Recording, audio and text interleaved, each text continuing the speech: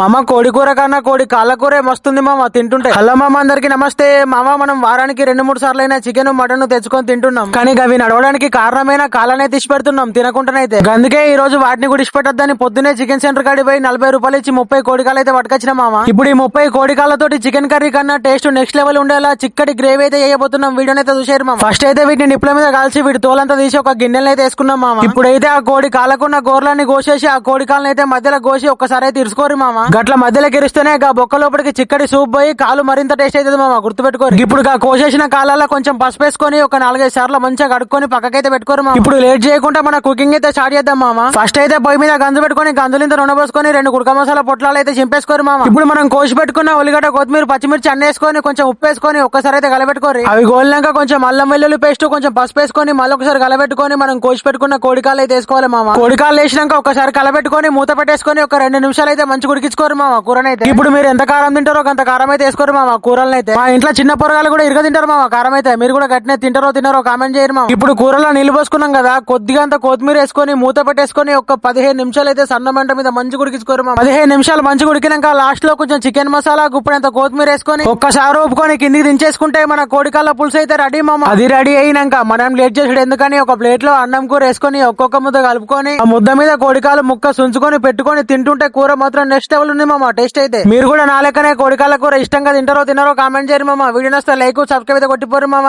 ఉంటా మరి, బై.